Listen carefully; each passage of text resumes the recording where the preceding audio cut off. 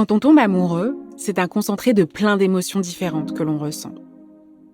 L'amour est un cocktail complexe, déroutant, mystérieux, qui sert d'inspiration aux artistes du monde entier depuis la nuit des temps, qui fait parfois perdre les pédales aux plus rationnels d'entre nous, qui donne de l'espoir et du courage aux plus désespérés. On s'attaque donc à un gros morceau dans notre podcast. Comment, en effet, parler de l'amour ? Pour ce faire, on a décidé de faire une mini-série en 3 épisodes, plus particulièrement consacrée à ce moment si spécial de la rencontre amoureuse. Et c'est la journaliste Maud Ventura qui a relevé ce défi pour nous. Vous vous apprêtez à écouter l'épisode 1. Je m'appelle Cyrielle Bedu, bienvenue dans Émotion.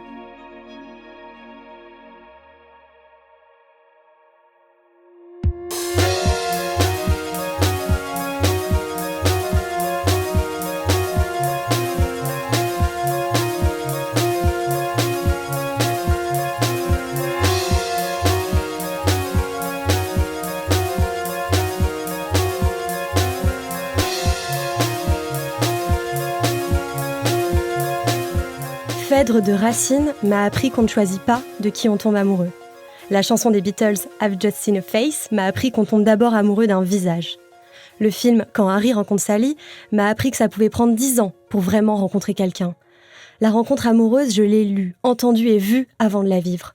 La rencontre amoureuse, ce sont les artistes qui me l'ont apprise et de fait, elle a été écrite dans des romans, scénarisée pour le cinéma, chantée sur scène, jouée et rejouée au théâtre. Elle a été analysée par les psychologues, elle a été conceptualisée par les philosophes, elle a été déconstruite par les sociologues, statistiques à l'appui. Mais avant d'être une construction artistique, mentale, sociale ou psychologique, la rencontre amoureuse est un événement physique. C'est moi qui vois la personne dont je suis amoureuse pour la première fois. C'est ce moment-là, avec un avant et un après. Je peux le dater, je peux le situer. Alors, pour ce premier épisode de notre série d'été consacrée à la rencontre amoureuse, j'ai voulu revenir à l'instant T de la rencontre, au moment où 2 corps se voient pour la première fois. Car avant d'être un cliché romantique ou un concept abstrait, la rencontre amoureuse, c'est de la transpiration. C'est des mains moites et un cœur qui bat, c'est parler d'un coup beaucoup trop ou se retrouver tout à coup mutique. La rencontre, c'est pas une émotion. C'est 1000 émotions contradictoires et simultanées. La rencontre amoureuse, c'est un joyeux bazar, un mélange de désir, d'espoir, de surprise, des émotions dont on a déjà parlé dans d'autres épisodes de ce podcast. Des émotions parfois douloureuses, parfois agréables, parfois les deux à la fois. La première fois que j'ai vu la personne dont j'allais tomber follement amoureuse, la première phrase que j'ai prononcée pour moi-même en le voyant s'approcher de moi, c'est « Eh merde ». Que se passe-t-il dans notre cerveau et dans notre corps quand on rencontre ?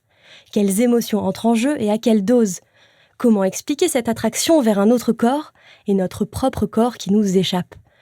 Qu'est-ce que les neurosciences, la biochimie et la médecine ont à nous apprendre de la rencontre amoureuse ? Pour tenter de mieux comprendre ce qu'on ressent lors d'une rencontre amoureuse, j'ai décidé de m'approcher au plus près d'une rencontre, une seule. La rencontre de Claire avec David. C'était il y a 7 ans, en 2013, à Lyon. Cette mini-série d'émotions sur l'amour, ce sera donc 3 épisodes sur la rencontre amoureuse autour d'une seule et même histoire, le coup de foudre de Claire pour David.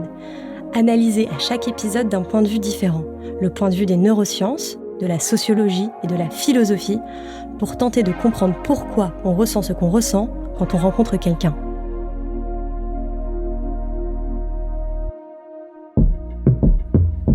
Lyon, septembre 2013. Il est 2h du matin.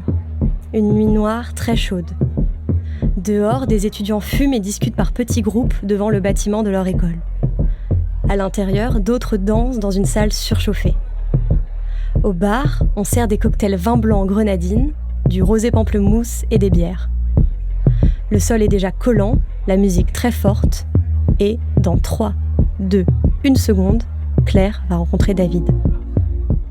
À ce moment-là, il y a énormément de monde dans la salle, beaucoup de gens qui dansent, une sorte de fumée diffuse, il fait moite, et il y a des lumières de type boule à facettes, cette musique qui vous saute aux oreilles.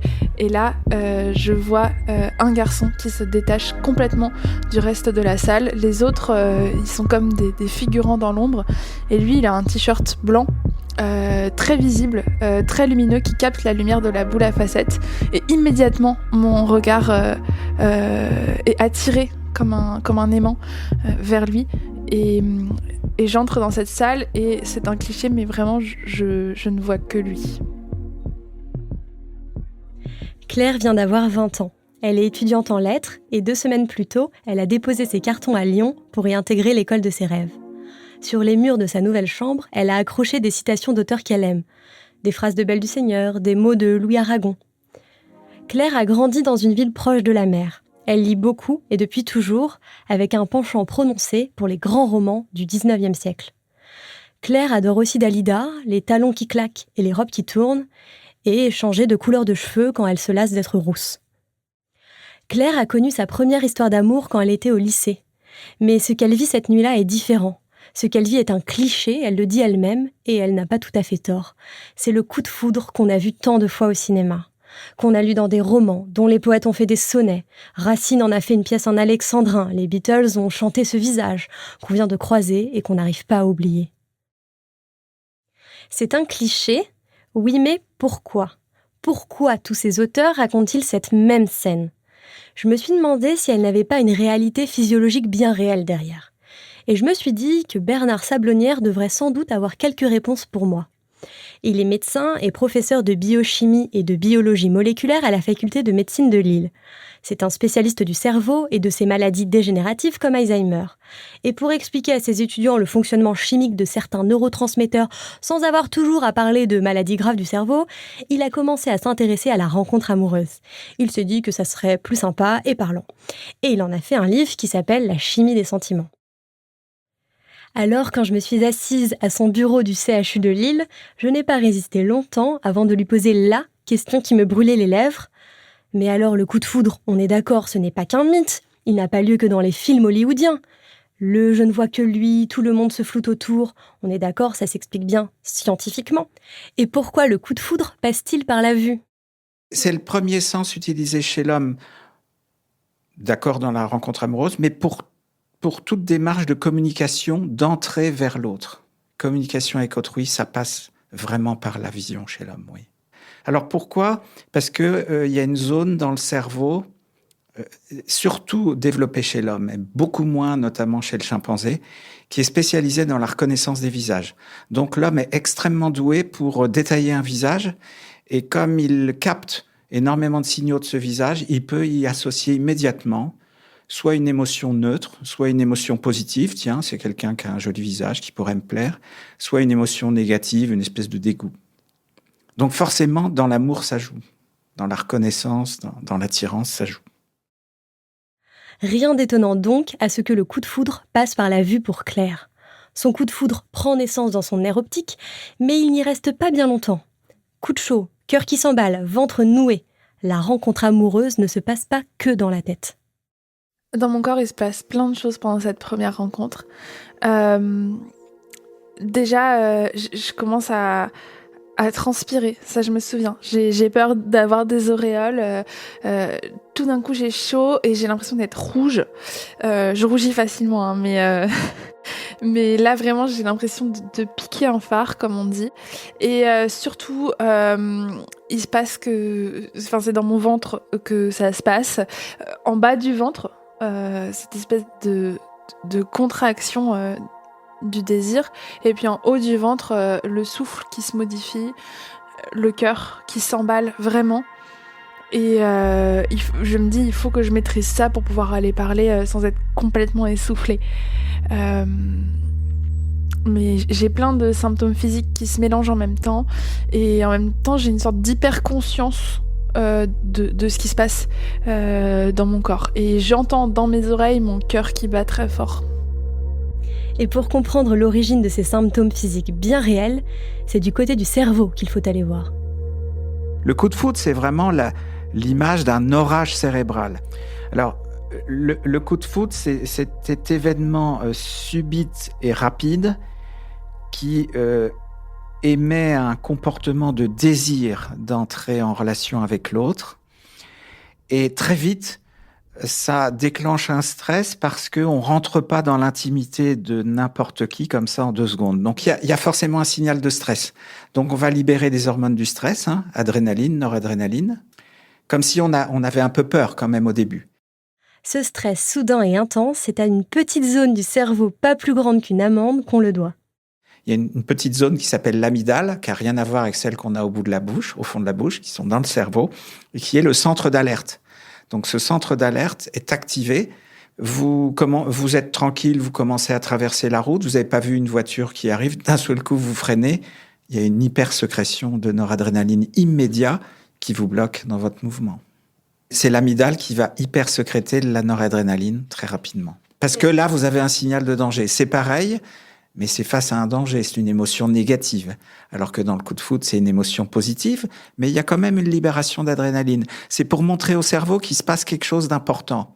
Que ce soit positif ou négatif, c'est le même centre d'alerte. Pupilles dilatées, accélération du rythme cardiaque, pression artérielle qui grimpe, sécrétion de sueur, impression de manquer d'air.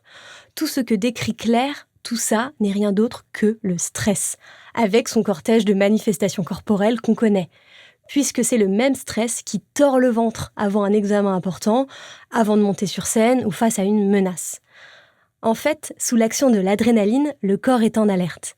Coup de foudre ou voiture prête à nous renverser au prochain virage, c'est la même chose. On est prêt à réagir. On se prépare à fuir ou à se défendre. Mais plutôt que de fuir face au danger, Claire est irrésistiblement attirée par lui. C'est vraiment une attraction. C'est vraiment une attraction au sens de aimant. Et vraiment, je suis attirée par lui et je peux pas y résister. Et j'ai comme une force qui me pousse vers lui. Il faut absolument que là, tout de suite, maintenant, je puisse lier un contact avec lui. Il m'attire. Il m'attire comme un aimant. C'est pas de l'ordre de l'angoisse, mais c'est de l'ordre de l'urgence.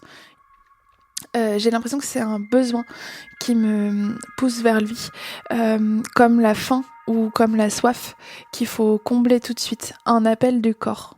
Concrètement, ça se manifeste dans le sentiment d'urgence extrême qu'il faut que j'aille lui parler. Et je me rapproche de lui tout de suite. Je fends la foule, j'écarte les gens et je vais immédiatement lui parler. Alors que je ne le connais pas, que je ne lui ai jamais parlé, que je n'ai pas de prétexte pour aller lui parler.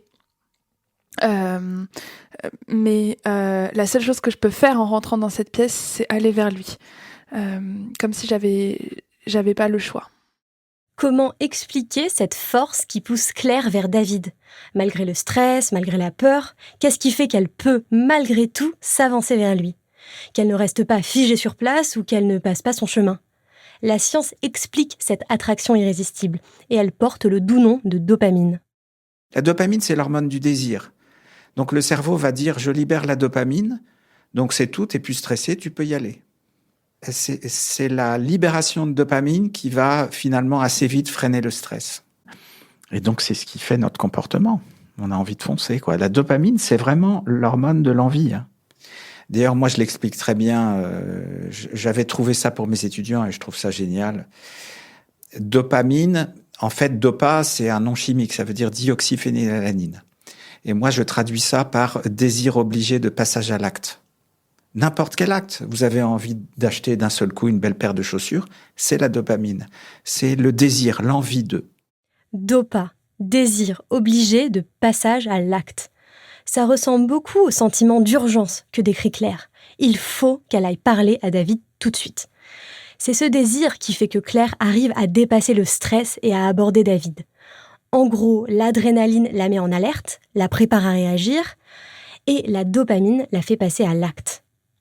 Claire parle d'un appel du ventre, d'un besoin, comme la faim ou la soif. Et c'est à se demander si ce n'est pas de l'ordre de l'instinct. L'instinct, c'est justement... Bon, il y a des comportements instinctifs chez l'homme. Quand vous marchez, vous réfléchissez pas à quel moment vous devez mettre le pied droit devant le pied gauche. C'est instinctif. C'est un comportement moteur instinctif. Par contre, dans le coup de foudre et ce qui se passe dans les différentes étapes, c'est un comportement rapide, mais qui est pas aussi automatique. Il faut vraiment que la dopamine active certaines régions du cerveau, notamment le cerveau des émotions, et ça devient un peu un comportement passionnel. Mais même si c'est rapide et un peu désinhibé au niveau de la volonté, c'est pas vraiment instinctif. Pour Bernard Sablonnière, il s'agit donc plutôt d'une pulsion, exacerbée par le cocktail explosif noradrénaline-dopamine. Alors ça fait beaucoup de chimie, d'hormones et de neurones qui s'échauffent pour un seul coup de foudre. Mais attention, ça ne veut pas dire que la rencontre amoureuse, c'est que de la chimie et des hormones. C'est pas un filtre d'amour. Paf, la dopamine se libère subitement dans notre cerveau et on tombe tout à coup amoureux de la personne qui se trouve en face de nous à ce moment-là. En fait, c'est l'inverse. C'est telle personne dans telle situation qui déclenche la libération de certaines hormones dans le cerveau et qui suscite les symptômes physiques de Claire. Alors pourquoi David plutôt qu'un autre ? Pourquoi ce soir-là ? Pourquoi sur cette musique et sous cette boule à facettes ? Les neurosciences ne l'expliquent pas, concède Bernard Sablonnière. On n'aura pas le pourquoi du coup de foudre de Claire, mais le comment des mécanismes à l'œuvre dans son cerveau, et c'est déjà pas mal. Claire, armée d'un solide cocktail rosé-pamplemousse et adrénaline-dopamine, s'approche donc de David. Les quelques mètres qui nous séparent, mon cerveau est sur pause. Je vois son étoile de David qui brille et c'est le premier prétexte que je trouve pour lui parler. Mais mon cerveau est uniquement dirigé vers quel sujet de conversation trouver pour déclencher la conversation, puisque de toute manière, il faut que je lui parle tout de suite. C'est tout. Quand Claire dit qu'elle met son cerveau sur pause, elle n'a pas tout à fait tort. Ou plutôt, c'est une certaine partie de son cerveau qui arrête de fonctionner. Il y a la région frontale du cerveau qui décide et qui juge. Et quand elle est confrontée à un désir immédiat, finalement, le cerveau nous dit « t'as pas le temps de décider, t'as pas le temps de juger, tu fonces ». Donc, le cerveau du jugement ou de la réflexion approfondie est inhibé. Est-ce que j'y vais tout de suite ou pas ? Voilà, c'est oui ou non, j'y vais très vite ou pas. Et ça, souvent, la dopamine va inhiber ce fonctionnement-là, parce que sinon, on n'y arriverait jamais, quoi. Donc, la prise de décision est un peu inhibée. Alors oui, les 2 cocktails rosé pamplemousse que Claire a bu la désinhibent. Mais il n'y a pas que ça.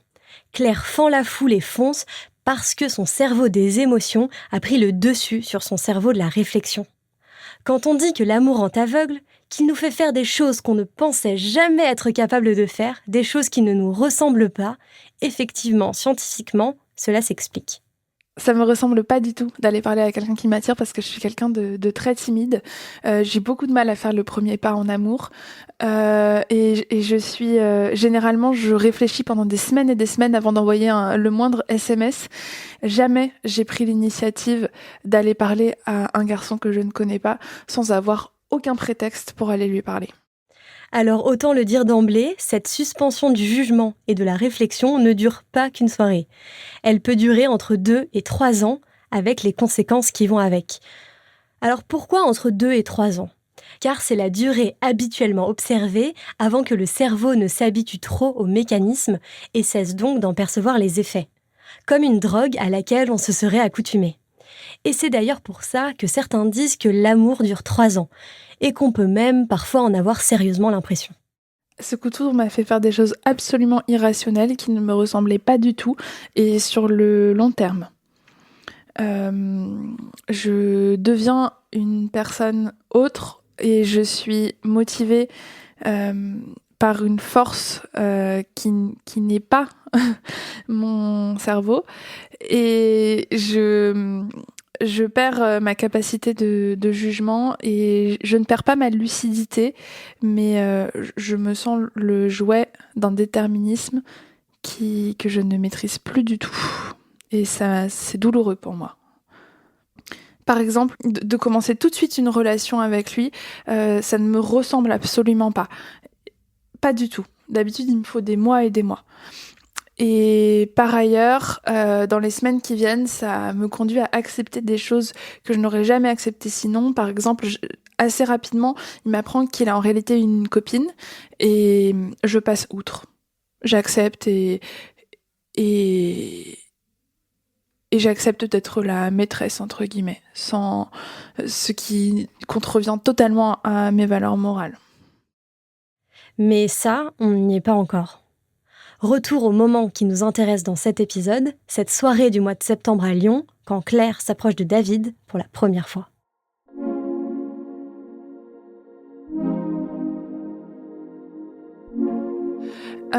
Quand je m'approche de lui, déjà visuellement, je remarque après son t-shirt blanc une petite étoile de David dorée qui brille sur son t-shirt et qui est comme la source lumineuse de l'attraction que j'ai pour lui. Et ensuite, quand je suis vraiment proche de lui, je remarque son parfum très fort. Il en a mis beaucoup sûrement. C'est un parfum musqué qui est vraiment sa marque de fabrique, qui avec l'odeur de sa peau et même l'odeur de sa transpiration produit sur moi un effet animal très fort. Et je suis c'est vraiment un parfum capiteux qui me monte à la tête. Et ensuite, évidemment, une fois qu'on se parle, je remarque sa voix. Je remarque sa voix qui est légèrement cassée et qui produit, elle aussi, un effet physique sur moi qui me va pas droit au cœur, mais droit au ventre. Tous les sens de Claire sont à l'affût. Sa vue. Elle remarque le pendentif de David dans le noir à travers les flashs lumineux de la boule à facettes. Son odorat, avec cette odeur musc, transpiration qui l'hypnotise. Son ouïe, avec le son de sa voix qu'elle perçoit avec précision malgré la musique et les basses autour. Alors on pourrait rétorquer que lorsqu'on tombe amoureux, ce sont des choses qu'on remarque forcément. On trouve toujours que l'autre est beau et qu'il sent bon, même quand il transpire. Mais encore une fois, je voudrais prendre au sérieux les perceptions exacerbées de Claire au moment de la rencontre. Existe-t-il une explication scientifique à tout ça ? La rencontre amoureuse développe-t-elle effectivement tous nos sens, nous rend-elle hypersensibles à l'autre ? Alors, comme la noradrénaline est libérée au début, puis la dopamine après, ça exacerbe toutes les perceptions sensorielles. Donc c'est pour ça qu'on est attentif non seulement à son visage, sa morphologie, mais aussi à son odeur, au timbre de sa voix. Et donc, le cerveau émet ces clés chimiques, noradrénaline et dopamine, exprès pour favoriser cette réceptivité à l'autre. On a une stimulation de tout ce qu'on peut percevoir de l'autre. On reçoit l'autre d'une façon intense. C'est pour ça qu'on disait tout à l'heure, Claire se dit « Tiens, son odeur me plaît », alors que ça serait dans une autre circonstance, ça lui ferait rien du tout. C'est ça. D'ailleurs, on le sait, c'est pas un bon parfum forcément qui va faire l'attirance. Ça peut être une odeur naturelle qu'on perçoit comme associée à l'autre, donc on dit elle est bien. Alors que dans une autre circonstance, elle peut ne pas plaire. Ça peut être la même odeur parce qu'elle n'a pas été perçue avec cette exacerbation de la perception de l'autre. Les messagers chimiques qui s'activent dans son cerveau modifient donc non seulement les émotions de Claire, mais aussi la perception qu'elle a de la scène. Il y a cette expression en anglais que j'aime beaucoup et que la chanteuse Selena Gomez aime aussi beaucoup apparemment, c'est « Rose-colored glasses are distorted ». Si on traduit littéralement, c'est « les lunettes teintées de rose déforment ». Métaphore pour dire que le sentiment amoureux déforme notre perception de la réalité. C'est un cliché, mais il semble une nouvelle fois avoir une réalité physiologique et chimique bien concrète. Oui, certaines hormones modifient notre perception lorsqu'on rencontre quelqu'un. Tous les sens de Claire sont donc sursollicités au moment de la rencontre, et cela reste perceptible dans le souvenir qu'elle garde de cette scène. Alors c'est un vieux souvenir, c'était il y a 7 ans, c'était en 2013, mais je m'en souviens vraiment, mais mieux que si c'était hier. Et je pense que je m'en souviendrai toute ma vie. Il suffit que je ferme les yeux pour visualiser cette scène, pour entendre les bruits, pour sentir les odeurs. L'image, la scène, elle est complètement figée dans ma tête. Et j'ai rien perdu de son intensité avec les années. Alors moi j'ai une très très bonne mémoire, donc j'ai souvent des souvenirs précis. En général, je me souviens très bien des dates, je me souviens très bien de comment mes amis étaient habillés, etc. Mais là c'est vraiment extrêmement précis. Et ce qui est bizarre, c'est l'ensemble des sensations que je peux retrouver en pensant à cette scène. Comme si tout mon corps était aux aguets. J'ai une mémoire visuelle d'habitude. Mais là, vraiment, je me rappelle de tout dans cette scène. Comme si j'y étais, vraiment. En immersion. Que ce soit à l'instant T de la rencontre ou dans la manière dont cette rencontre se transforme ensuite en souvenir, le cerveau n'est pas dans son état normal, il ne fonctionne pas comme d'habitude. Il se passe bien quelque chose. On peut donc l'affirmer et le prouver. Non, la rencontre n'est pas un moment comme un autre et non, le souvenir de la rencontre n'est pas un souvenir comme les autres. Mais ce constat n'a rien d'évident. Il est même relativement nouveau. Les neurobiologistes ont commencé à comprendre ces phénomènes il y a quelques dizaines d'années seulement. En fait, pendant des millénaires, on a pensé que les sentiments étaient indépendants du fonctionnement du corps. Oui, la séparation de l'âme et du corps, le dualisme, c'était un vrai truc. Et c'était surtout un tabou à briser. Affirmer que ce qu'on ressent dans notre tête a un impact sur notre corps, c'était déjà une révolution. Entamée seulement dans la seconde moitié du 19e siècle avec le père fondateur de la psychologie moderne, William James. Et pour que ce lien soit enfin démontré, il a fallu attendre le 20e siècle et les années 80. Pourquoi les années 80 ? Grâce à l'imagerie cérébrale. Tout à coup, les sentiments devenaient des états fonctionnels du cerveau que les scientifiques pouvaient observer. Pour la première fois, on pouvait visualiser les zones du cerveau qui s'activent quand on ressent des émotions. Avant ça, on n'avait aucun moyen d'observer l'activité cérébrale. Les sentiments restaient donc dans le domaine de la psychologie et les neurosciences ne s'en mêlaient pas. À cela s'est ajouté le développement de la recherche en neurosciences sur l'amour grâce à des expérimentations sur des petits mammifères, les campagnols des champs et les campagnols des montagnes. Saviez-vous que le premier est monogame et le second polygame ? Si je vous dis tout ça, c'est parce que grâce à ces petits rongeurs, des chercheurs de l'université d'Atlanta ont pu démontrer en 2004 comment naissait le sentiment d'attachement. Une fois le désir et la passion des débuts atténués, car oui, la dopamine n'agit pas éternellement, on peut néanmoins rester très attaché à son ou sa partenaire, car une autre hormone a pris le relais, l'ocytocine. Particulièrement présente chez l'homme, elle permettrait notamment d'expliquer pourquoi il est possible de rester amoureux et fidèle à la même personne toute sa vie, bien au-delà du délai des 3 ans. En fait, l'ocytocine, c'est l'hormone de l'attachement. Quand on rentre dans l'intimité de l'autre, il y a libération d'ocytocine. Et ça peut durer des années chez l'homme. Une bonne preuve, c'est qu'un couple qui dure longtemps, dès qu'un des deux a 80 ans, par exemple, il y en a un des deux qui meurt, et bien très vite, l'autre va se dégrader. Il va faire des maladies, il va être malheureux, parce qu'il va produire moins d'ocytocine. L'ocytocine, c'est l'hormone d'être bien à deux. Alors, c'est l'attachement mère-enfant, c'est l'attachement dans le couple, les gestes de tendresse active la libération d'ocytocine. Et c'est génial parce que ça gomme le stress et ça donne envie d'être encore plus ensemble. Donc c'est l'hormone de la tendresse, de l'attachement. Voilà. C'est probablement dans le cerveau humain qu'il y a le plus de récepteurs de l'ocytocine. Et ce qui colle avec la longévité humaine, ce qui fait qu'on peut rester en couple très longtemps. Moi, je trouve ça vraiment remarquable. Et j'ai été surpris de découvrir ça, oui. Ça va, c'est pas trop chimique. Non, mais c'est comme ça que ça se passe. Hein. Vous promettez, c'est ça ? Oui. Promis, c'est pour de vrai. Promis, c'est prouvé. Fidélité et monogamie, ce sont certes des constructions sociales, mais pas que. Il y a aussi un peu de chimie derrière. Bref, grâce à l'IRM et au campagnol, on comprend désormais mieux les mécanismes de la tendresse, de l'attachement ou encore de la rencontre amoureuse, ce qui permet de donner une explication physique, chimique et scientifique à ce tremblement de terre qu'est le coup de foudre amoureux. J'ai l'impression que la foudre m'est tombée sur la tête. Là, l'image du coup de foudre convient bien parce que j'ai l'impression de quelque chose de soudain, de brusque, de violent qui va bouleverser ma vie et qui m'embrase. Claire a vécu d'autres rencontres amoureuses et toutes n'ont pas été aussi violentes. Car rencontre amoureuse ne veut pas forcément dire coup de foudre. Tous les coups de foudre sont des rencontres amoureuses, mais toutes les rencontres amoureuses ne sont pas des coups de foudre. Vous me suivez ? Est-ce que la rencontre amoureuse s'accompagne toujours de coups de foudre ? Non.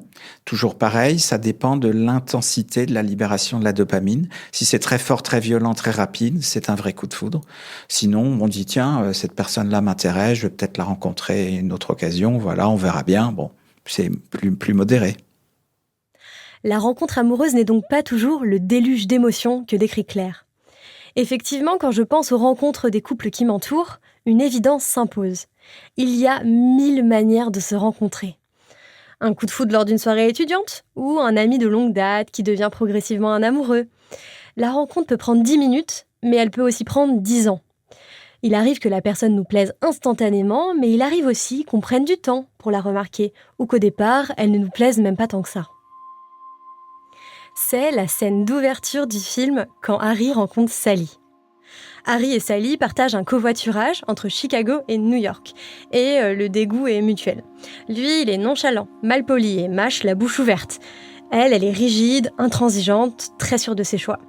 Bref, c'est pas du tout l'amour au premier regard, bien au contraire. Quand ils se recroisent 5 ans plus tard dans un aéroport, c'est toujours aussi tendu entre eux. Et puis le temps passe, 5 nouvelles années s'écoulent. Ils se retrouvent alors nez à nez dans une librairie de Manhattan et pour la première fois, ils arrivent enfin à avoir une discussion apaisée. Ils tombent amoureux. Bref, ces deux-là auront mis 10 ans avant que leur rencontre ne se transforme en rencontre amoureuse. J'aurais aussi pu citer la première phrase du roman d'Aragon, Aurélien. La première fois qu'Aurélien vit Bérénice, il la trouva franchement laide. Mais la question est la même. Pourquoi, pour certains, la rencontre se fait de façon plus modérée, plus progressive, sans gros tremblements de terre ? Donc ça dépend comment notre circuiterie cérébrale est faite. Moi, j'aurais tendance à dire que le cerveau du jugement ou de la décision est moins bien freiné chez eux. Donc, dès qu'il y a une situation de choix ou une situation de rencontre amoureuse possible, ils hésitent 50 000 fois et puis ils se lancent pas, quoi. C'est un peu ça. Ils réfléchissent trop vite, donc peut-être que le cerveau émotionnel n'arrive pas à prendre le dessus sur le cerveau du jugement. Donc très vite, il s'auto-juge en disant c'est pas le moment, c'est pas le jour, elle est trop grande, elle est trop petite, il est trop grand. Voilà, Donc c'est des différences de comportement des régions du cerveau, enfin de fonctionnement de régions du cerveau. Et donc, pour en revenir à Claire, comment peut-on interpréter le fait qu'elle ait vécu un coup de foudre aussi intense ? Eh bien que le circuit du désir fonctionne très bien chez elle. Donc, si tout le monde ne vivra pas de coup de foudre dans sa vie, grâce aux neurosciences, on peut néanmoins affirmer que tous ceux qui ont vécu un coup de foudre ont vécu la même expérience. La science peut dire que, et ça c'est vraiment bien explicité maintenant, c'est ce que je mets aussi dans mon livre, que le comportement amoureux est un peu stéréotypé dans toutes les ethnies du monde, même avec des pressions culturelles, des histoires culturelles d'événements. Toutes les étapes qu'on a décrites là sont les mêmes chez tout le monde, ce qui prouve bien que c'est le résultat de l'activation de circuits de neurones qui sont identiques chez tout le monde. Donc la base physiologique, la base cérébrale, la base biologique du comportement amoureux est bien connue et est la même chez tout le monde. Permanence géographique donc. Partout dans le monde, dans toutes les cultures, dans tous les milieux et dans toutes les langues, chaque jour, la foudre amoureuse frappe de la même manière. Permanence historique aussi. Lorsque Racine s'assoit à son bureau pour écrire Phèdre en 1677, le coup de foudre qu'il décrit ressemble à s'y méprendre à celui de Claire. Je le vis, je rougis, je pâlis à sa vue, un trouble s'éleva dans mon âme éperdue. Car 336 années plus tard, le coup de foudre fonctionne toujours selon les mêmes mécanismes chimiques et physiologiques. Dans le prochain épisode, le deuxième de cette mini-série, on retrouve donc Claire et sa rencontre avec David, avec un nouveau regard sur cette rencontre, celui de la sociologie.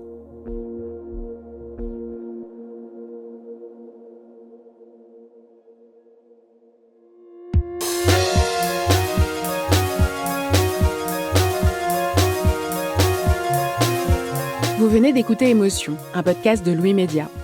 Suivez-nous sur Instagram et Twitter @émotionpodcast, émotion avec un S. Maud Ventura a réalisé cette mini-série en 3 épisodes sur l'amour. Vous venez d'écouter l'épisode 1. J'étais en charge de la production et de l'édition. Nicolas Vert a assuré la création sonore et la musique. Jean-Baptiste Aubonnet s'est occupé de l'enregistrement et du mixage. Nicolas Degélis a composé le générique et Jean Mallard a fait l'illustration. Marion Girard est responsable de production de nos podcasts. Maureen Wilson est responsable éditoriale, Mélissa Bounois est à la direction des productions et Charlotte Pudlowski est directrice éditoriale. Émotion, c'est un lundi sur 2, là où vous avez l'habitude d'écouter vos podcasts. iTunes, Google Podcasts, SoundCloud, Spotify ou YouTube. Vous pouvez nous laisser des étoiles et nous laisser des commentaires. Si cette mini-série vous a plu, parlez de l'émission autour de vous. Et s'il vous est arrivé une histoire forte, en lien avec une émotion, n'hésitez pas à nous écrire à hello@luimedia.com. À bientôt.